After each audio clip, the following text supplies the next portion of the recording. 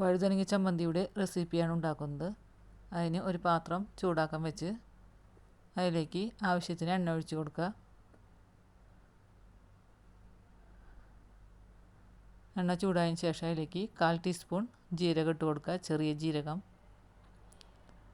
അതിലേക്ക് ചെറിയ ഉള്ളി അരിഞ്ഞതും വെളുത്തുള്ളി അരിഞ്ഞതും ചേർത്ത് കൊടുക്കുക.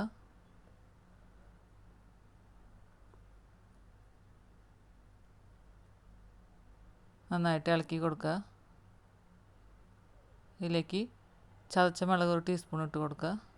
നന്നായിട്ട് ഇളക്കുക. 1/4 ടീസ്പൂൺ മഞ്ഞൾപ്പൊടി,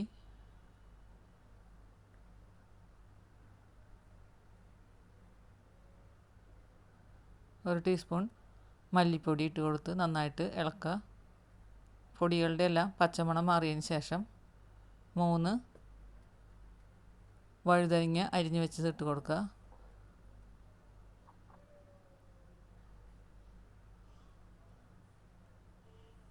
നന്നായിട്ട് ഇളക്കി കൊടുക്കുക. ഇതിലേക്ക് ഒരു തക്കാളി അരിഞ്ഞത് ചേർത്ത് കൊടുക്കുക.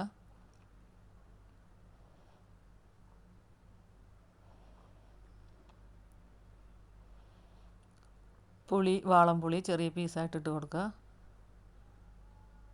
നന്നായിട്ട് ഇളക്കി കൊടുക്കുക.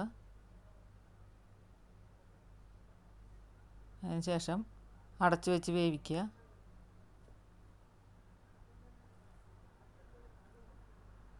ആവശ്യത്തിന് ഉപ്പിട്ട് കൊടുക്കുക. നന്നായി വഴറ്റി വന്ന് ചൂടാറിയതിന് ശേഷം ഇതൊരു മിക്സിയുടെ ജാറിലിട്ട് നന്നായിട്ട് അരച്ചെടുക്കുക.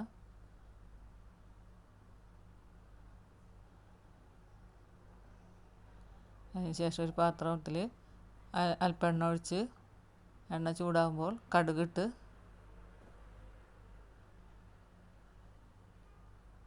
കടുക് പൊട്ടിയതിന് ശേഷം അതിലേക്ക് കറിവേപ്പില ഇട്ട് കൊടുക്കുക. ഇതിലേക്ക് നമ്മൾ മിക്സിയിൽ അരച്ച് വെച്ചിരിക്കുന്ന വഴുതനങ്ങയുടെ കൂട്ട് ചേർത്ത് കൊടുക്കുക.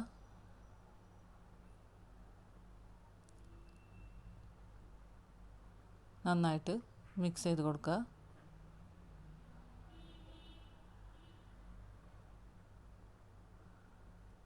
മിക്സ് ചെയ്തതിന് ശേഷം അടുപ്പ് ഓഫാക്കുക. രുചികരമായ വഴുതനങ്ങ ചമ്മന്തി റെഡിയായി.